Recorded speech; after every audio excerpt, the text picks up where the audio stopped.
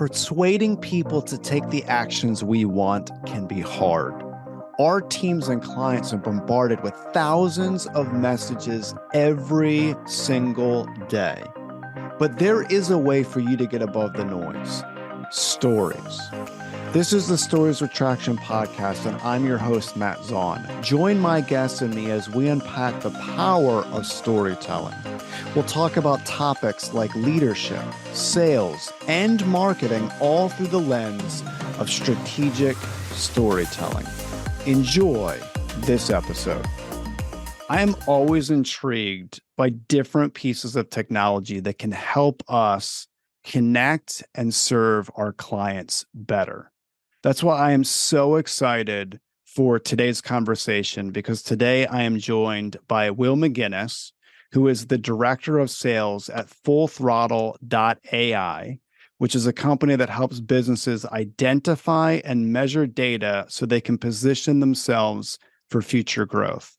Welcome to the Stories with Traction podcast, Will. Thank you. It's great to be here. I really appreciate your time, and I was fascinated by a conversation that we had several months ago. You were talking to me about different elements of what you do, the technology that you have. It was extremely intriguing to me. I know my audience will get a lot out of it. Now, before we dive into the technology regarding FullThrottle.AI, can you just dive into your background a little bit? How did you get to Full Throttle? What positioned you to what you do now? Sure. Background on me, been in sales all my life, since I was 18 years old. It's something that has just been ingrained in me. I love being, a people person. It just makes me think of Office Space, but I've just been ingrained in it, and at a very young age, got my foot in the door in a technology company, and after that, after the taste of commissions, I got into the automotive space, and I was in software and automotive for another 8 years or so, and I parlayed all that experience into a role at Facebook, and I had the opportunity to be at Facebook Canada and work with very large brands in the CPG and the restaurant space, and spent some time in Toronto. And then after that, I found myself at post-COVID wanting to be back home here in the States, in the DC area, and did a little startup like most Facebookers do, or Meta, and did a little startup for a year. Love that startup. They're doing great, but found my home here at FullThrottle.AI just a year ago, actually. Nice. So I really like what you said regarding getting that bug for sales early on. I did too. I love sales. I love connecting with people. And someone years and years ago gave me this awesome analogy regarding sales, because often people view sales as a dirty word, right? And he gave me this awesome analogy, and he said, if you were a doctor and there was someone that was sick and you had what they needed to make them better and you withheld that from them, that would be egregious. Like, that would be horrible. You'd be a terrible doctor. And it really spurred on this mentality in me that we have different services and products that we can connect to our clients to make their lives better, to help them in their mission. And if we withhold that, we're doing them a major disservice. And I love that. And it spurred on in me to be more focused on sales and providing value to my clients. So I appreciate you mentioning early on, you were fascinated with sales and really enjoyed connecting with people. I do want to highlight, you mentioned Facebook. So I'm sure a lot of people are listening thinking, what was it like working for Facebook? What was your experience there? So can you dive into that a little bit? Yeah.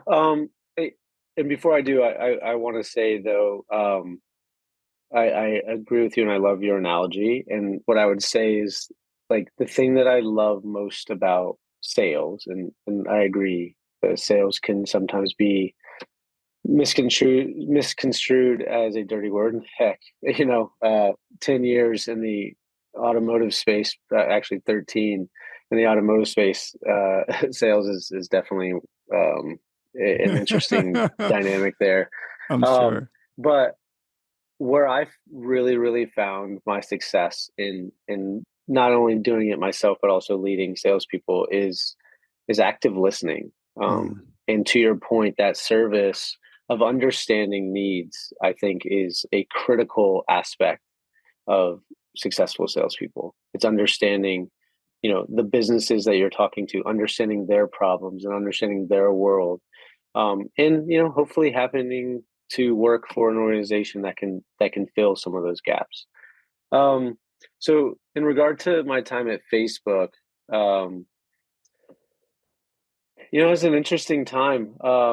It was in 2019.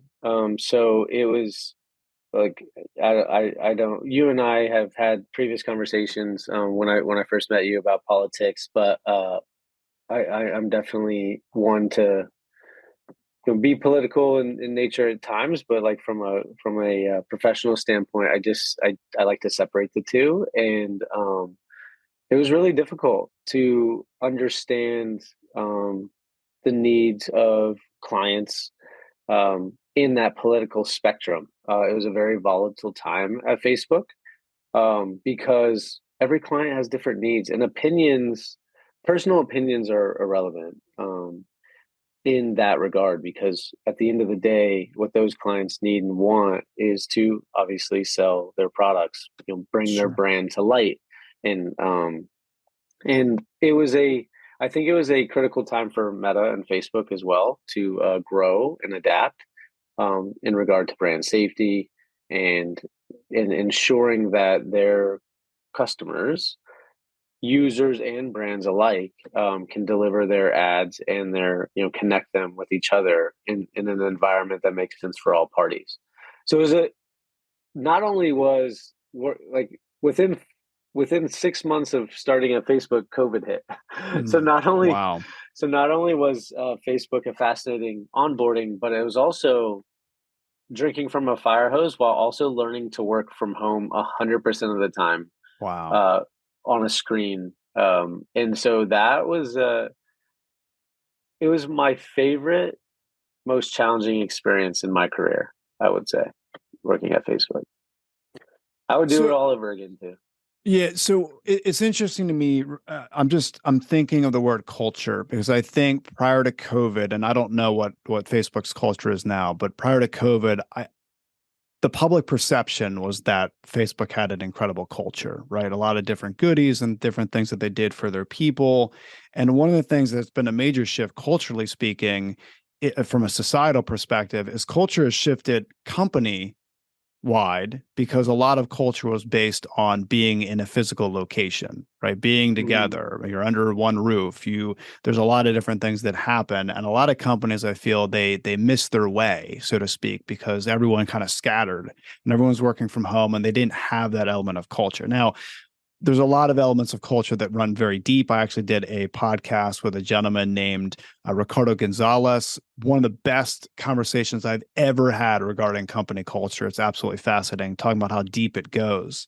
But can you speak to your experience with culture prior and then post COVID at Facebook? Did they have challenges kind of bringing people together, so to speak, from a unified mission? Yeah, I would say you're not wrong. The 3 meals a day was cool. Catered lunch, catered breakfast. You could not three, two meals at the satellite offices, 3 meals at the big offices, unlimited snacks and like all that stuff. Like that part was cool, but like that's just tech in general, I feel. Sure.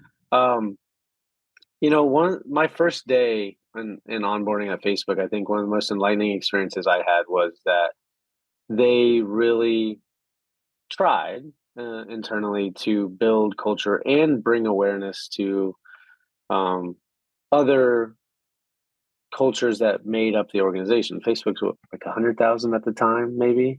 I know they've made some massive cuts, but one of the most fascinating conversations that I got to be a part of was they called it Elevate at the time. I forget what they changed it to, but it was people of color, specifically Black-owned businesses back then, and they had a whole program dedicated to help small mom and pop businesses get started on Facebook. And I immediately signed up. Coming from Baltimore, Spending my entire adult life in Baltimore, it was important to me to like raise my hand immediately, and I got to envelop myself also as a learning experience, being assigned to a couple different bakeries and ice cream shops, one in Atlanta, one in Chicago, and I got to like have a one-on-one experience with this woman who owned an ice cream shop in Atlanta, and I got every month we got $250 to dog food was their title of this like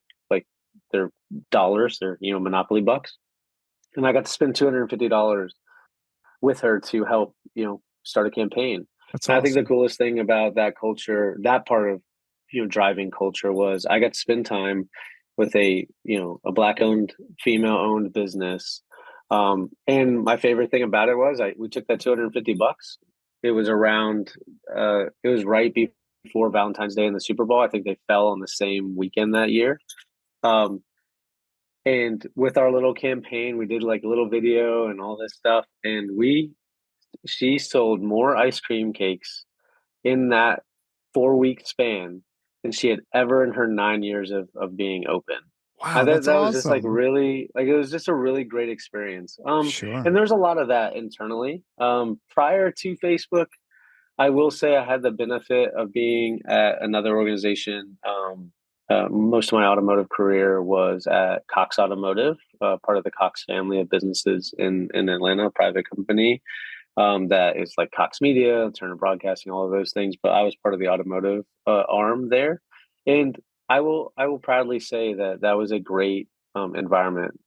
We spent a lot of time giving back to the community, um, and yeah, I've been very lucky there That's from awesome. a Thank you for culture sharing that standpoint. story. I appreciate that. And for that owner, I can't even imagine that's life changing, right? Yeah, it What was was able to be cool. done. That's really cool. So let's talk about FullThrottle.AI. So based on all your background, your position now with FullThrottle.AI, and you're doing a lot to help businesses identify and measure data. So can you talk a little bit about the technology? Because when you first explained this to me, I was blown away by it. So for everyone listening, can you just explain different elements of the technology and what it does? Yeah, of course. So our tech, we built 8 years ago, not almost nine, I guess now. And about 4 years ago, we stood the product up as a company, thus FullThrottle.AI. We were born out of an advertising agency, and as I said on the outset, catered to car dealers. And We built this system in a method of I'm gonna put it in two components. One, collecting data, and two, activating advertising. And what does that mean? Specifically speaking, what we do is we identify and collect and build first party audiences for our brands by way of opt-in technology, which we just won our patent on the tech and how we derive this information about 3 months ago, 2 months ago. Wow. So proud to say that the way that we collect this information is patented, and as I said earlier, privacy is important, and specifically speaking, what we do is it's opt-in technology, so we do it without the use of a cookie or user ID, mobile ID, IP address, any of those fingerprinting identifiers that are kind of in the wash with deprecation of cookies, obviously, and all of those other blockers out there. What we do is unique, and what we then do is derive that opted in information into household data, postal addresses, and build that true first party audience of those unidentified, non transacted users on those brands' websites. And so building that audience of that first party data. The second component is we activate marketing to drive them back to do what we all want our prospective customers to do is convert. So through various levers, display, social, video, um, smart mail, which is direct mail pieces. We also have are testing addressable audio, address, and we have the ability to go by way of TV, some traditional mechanisms that we have there. Just in to sum that all up, in household immersion, full immersion to drive that brand, drive that conversion up for that customer. We kind of sit nice and we nestle ourselves right in between that initial advertising, that traffic driving advertising that you spend all your money doing, and all of that lead follow up and all that time spent and all those, like, the great stuff, the leads and the conversions. You want to drive that, you want to take care of that, kind of sit right in the middle, and we like to call ourselves a force multiplier. We take all of that, all of those people, those users that did not convert, and we go and focus on bringing them back home to drive that conversion rate up. Wow. All right. So before we talk about the force multiplier, I want to backtrack a little bit. So collecting data, identifying data. So I'm sure there's a lot of business leaders listening to this and they're thinking, okay, we're doing everything we possibly can. Our marketing departments are doing everything they can to drive traffic to our website. But they don't want it to end there, right? They want it to convert, and they may be having a very difficult time converting that. So they've figured out a way to get eyeballs on the screen. What would you recommend for them to be mindful of regarding identifying data? Tell us a reason or a couple of reasons why it would be good to identify data and position that data once it's collected. Yeah, so I think there's a couple of thoughts there. I want to be clear that, like, our intention is really not the identification as much as it is the driving of those users back. Um, and so there's a lot of players out there that identify demographics and all of those things, and people, and there's organizations that sell that information and buy that information. We do not consider ourselves a data company. We're not, like, that data exists in those individual accounts and it stays there. And it can only be extracted by that brand's party. That's their first party data. It's not merged with any other data. And we do that purposely to prioritize privacy, to prioritize like just honestly just protect those accounts and their data for that specific brand. And so as those advertisers out there that are trying in vain to collect data and build data for advertising purposes, I'm not saying don't do that. I think there's a lot of ways to drive your brand up, right? Specifically targeting a specific area that's around your store if you have a physical location, or specific demographics based on, like, if you're targeting married couples versus single people and all of those things. Where we like where I would say our uniqueness is, and where I think we're a little bit of a disruptive organization, is that our priority is on all of those people that already know who you are or have heard about you and are researching you, but not converting. They're interested, they're raising their hand, and they're not converting. And I want to take advantage of that set of users and browsers to enhance your offering. All right. So just to make it I don't know if that answered your question completely. Yeah, no, you did. I think so. I think it'd be helpful for people listening. I'm going to just kind of create a scenario, and you can kind of walk me through this scenario, because this fascinates me. I'm very intrigued by, you mentioned the force multiplier, people that are interested, but they're going back and forth. Do they not? So let's talk about a furniture store. So imagine a large furniture store. Obviously, they have chairs, they have beds, they have what a furniture store would have. And there, you mentioned, married versus single. So let's say there are a lot of married people that are going into this store. So they're going in, you can see on the website, there's different clicks coming from a certain county within the United States, maybe different towns within that county. So there's all this data being collected. There's a lot that can be done with this, whether it's beds, whether it's chairs, whether it's office furniture. So how would you position, what would you say to this business that already has a bunch of people coming to their site? They're clicking around, maybe they're bouncing, maybe they find that the same people are coming to the site again and again, but nothing's happening with it. Nothing, they're not opting into email, they're not doing anything with it. What would be the first thing that you would recommend to that entity to do right out of the gate? Yeah. So, Google GA obviously has data on all your traffic, right? Most websites are going to have, analytics attached to it, and you can go in, you can see, you have how X amount of unique sessions. You're seeing all that information. Maybe you have Facebook ads that drive traffic to your site, and you're pulling that information through those pixels. Um, but in a lot of cases, those audiences that you build in those environments, they stay there. You can't Sure. do anything with them, right? And so the difference of what we do is that instead of identifying those unique, those users that you can say, oh, like this county, I got a lot more, or whatever the case may be. Um, we, what I would suggest to try and answer your question, if they were a partner with us, like the great thing about what we do is we're identifying those users, those that opt in anyway, and at a healthy percentage, and those users are now, those hand raisers are, that's yours, that's your audience, that's your audience to then choose how you want to activate against them.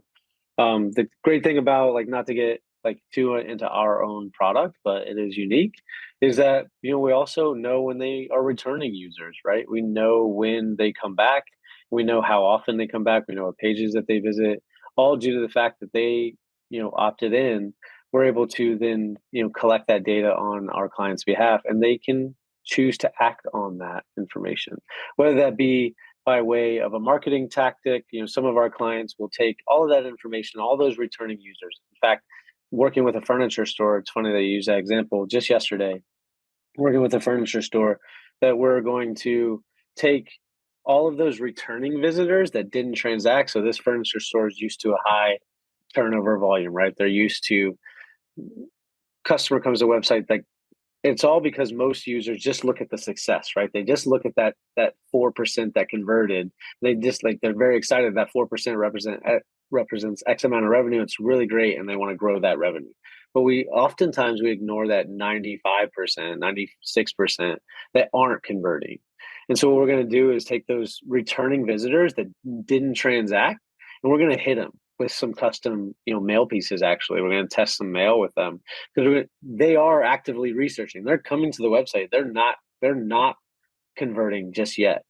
And being able to hit them display and social and video and mail allows that brand to continue to be in front of them in a unique way.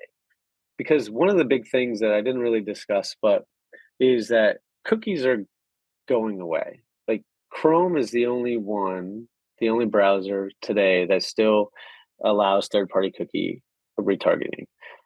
Firefox, Edge, I think, is still maybe an opt-in, but Firefox, Edge, Safari, for the most part, no third-party cookie track or target retargeting.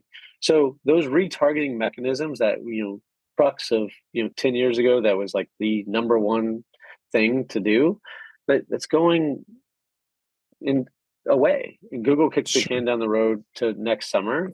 And so those retargeting efforts, while still important, like, you're missing a big chunk of that audience. And what we do, I like to say that we have a targeted approach to that force multiplication. Sorry about that. Because what we're doing is specifically targeting those specific households that are researching that client's website. Sure. Yeah. So there's something that you said I want to focus on. So you'd mentioned again and again, right? So you said 4% conversion. That's awesome. There, it's converting. It's really adding to the revenue piece. But then there's that 96% that is not. And it's amazing today where we are and where we've come in the last decade. I don't want to misquote it, but I saw an article several months ago that was fascinating to me on just the difference a decade ago to get someone to pull something off a shelf versus today. How many messages, how many advertisements, all these different things that they need to see to do it. It was so fascinating. I actually used Coca-Cola as the example, that if Coke rolled out a new product, to get someone to pull that product off the shelf a decade ago versus today, it's staggering the amount of times that people need to see it again and again and again and again. And I don't think businesses think enough about that. So I really like what you said. There is a huge missed opportunity with that 96%. I mean, imagine tapping into that as a business owner, just eating away at converting that. It would be huge. So I really appreciate you mentioning that. So talk to us a little It's bit funny you about, bring up. yeah, Oh, go ahead. sorry. It's funny you bring up Coke because they were a client when I was at Facebook. Oh, really? And I often think about those big CPG brands, like, and how they would use something like this. Because I think it'd still be valuable, even though those CPG brands are like prioritized brand versus conversion. But to your Sure. point, they like brands like Coca-Cola spend a lot of money just trying to make sure their brands in front of those eyeballs. Sure. Well, and also I like the example because so there are a lot of businesses doing a lot of good that are not as recognizable as Coca-Cola, obviously. And Yeah. Coca-Cola spends billions with a B, billions of dollars a year in advertising, which is fascinating because it's one of the most recognizable brands on planet Earth. And they spend billions of dollars in advertising, which should prove to medium businesses out there that in order to be relevant, they need to continue to get their message in front of people again and again and again. If brands like Coke are dumping, I saw, again, I don't want to misquote it. I could have swore I saw that they spent $3 billion last year on advertising alone, right? So that is Yeah. absurd. Now that's only 10% of their revenue, right? It's they bring in a lot of money, but that's a lot for a brand that's one of the most recognizable brands in human history is Coca-Cola, and they Yeah. spend billions on advertising. So that should mean something to other businesses out there regarding getting messages in front of people. But I Yeah. want to shift gears and I want to talk about your team because I really appreciate not only what you do, that your technology, but also the team. I've had an opportunity to meet a lot of individuals on your team, and there was a reoccurring theme that I heard again and again and again, and that was culture. A lot of people really value the culture that you have created. So I want to talk about that. What do you think separates you from other companies when it comes to culture? Is there something specific that positioned your team to for a lot of people to say that you have an incredible culture? Yeah. I love to take credit for that. I'll take a little bit. I'll start with our leadership, right? Our CEO built his ad agency 31 years ago out of his mom's garage with a partner, and they have continued this growth, this rapid growth, year over year in their existing business, and then creating this new one. So there's a lot to be said about the culture that exists currently today, with just in our entire organization, and that really goes down to the family like atmosphere. Even though we're FullThrottle.AI is a little over 100 employees, and then Stream I think is 550. Like, we're completely isolated now. We're two individual companies. FullThrottle.AI is a remote, 100% remote company, and so culture is important when you're remote, because you don't get to see each other a lot, and so hiring is, I think, a critical part of my job, ensuring that the people that I hire fit within the team. So I don't specifically, personally, I don't hire for like a position in HVAC, as an example. I don't hire for a vertical. I hire based on capabilities in with people and with our team. It's important to me that the people that I hire are, one, good at what can bring to the table what we need them to bring to be successful, because I don't want anyone to come here to not be successful. But two, to fit within the team. And so, like, when I think about your question about culture, I think where I prioritize that is consistency. So, in the virtual world that we live in, we have a daily huddle every morning. Some of those are like, like this morning, talking about pipelines and Salesforce, and like, let's make sure we update this and that. And then other mornings, we're just talking about, you know, this past weekend's, like, St. Patty's Day, like, what did everyone do? Or did whose kids are on spring break? Or whatever the case may be. Sometimes it's just 15 minutes of just catching up. Um, and I think that does a lot to just kick the day off Sure. for the team. And it's often used to like collaborate on different things. Another thing we talked about this morning was just more on a technical perspective about our product, and we went 10 minutes over to talk about that. Um, I would say that's a big thing, and then the other thing, like I may have mentioned to you before personally, but I'll bring it up again. I personally try to bring my team together at least twice a year for a summit. Like, let's get together 3 days. Let's let's iron sharpens iron. Let's talk about what's working, what's not. Let's set the table for H2. Let's set the table for Q4, whatever the timing is. Sure. And then on top of that, it's camaraderie around, um, you know, spending a little money, team dinner, let's team outing, let's go to a baseball game, let's go bowling, let's go do something fun together, to just build camaraderie. And that usually I can see, even just coming from a conference that I just took 3 of my reps to, I can see that cohesion carry for quite a long time after. Sure. And I think if if most businesses, and I'm even talking to my leadership, think that spending money, and I'm very grateful for my leadership, by the way. That was just kind of a joke, but investing in your people, spending a little money for a little bit of fun is a great way to drive results. I'm proud to say at the end of this month, or I'm sorry, at the end of April, um, I am running a race because my company sponsored our whole team. So there's 5 of us running a Wow. race in the near future. And it's all because of like our people and culture team. We don't have an HR team. We have a people and culture team. That's pretty cool. That's awesome. That's awesome. I appreciate Yeah. you sharing that. There's a lot of wisdom with what you said, so I appreciate that. I also really appreciate this conversation. I know you're extremely busy, so thank you so much for your time today, Will. There's 3 takeaways I'm going to take away from our conversation. I know a lot of people listening probably got other takeaways, but my takeaways were I really appreciate you mentioned active listening. I know it might sound cliche, but you talked about understanding their world, meaning our client's world. And I appreciate that because I know you practice what you preach. We were on a call several months ago where you said, "Hey, I'm not interested in my goals. I'm focused on their goals." So you actually believe what you're saying, and I really appreciate that. So active listening is absolutely critical.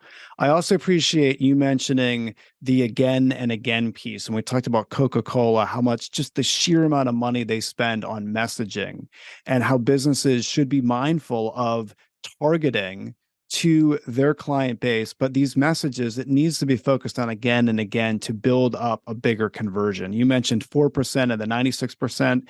Businesses should really be looking into beefing up those numbers in a big, big way. So I appreciate that. And then I really appreciate what you mentioned regarding company culture. You talked about the people's capabilities with people, right? That we're human. It's something to really focus on that communication piece. And I think a lot of people can learn from your daily huddles. I think it's really important to continue to communicate and connect with our teams. So thank you. I appreciate everything that you had shared. If people want to find more information on a little bit more about you, or they're very interested in FullThrottle.AI, where are the best places they can go to find that information? Yeah, definitely. Thankfully, you and I are connected on LinkedIn, so I would just say hit me up the same way. Would love to connect. Open to feedback, open to curiosity and challenges. I love challenges more than hand raisers to do business. So, if there's anything I said that you disagree with, I would love to connect with you to just understand your perspective. So find me on LinkedIn, and you can find us at FullThrottle.AI. Perfect. I will include both those in the show notes. People can just click and go there. But thanks again, Will. I very much appreciate your time and this conversation. Yeah, thank you. And always focus on the 96%. Don't always focus on your wins. I'd love that. Thank you. I appreciate that. Well said.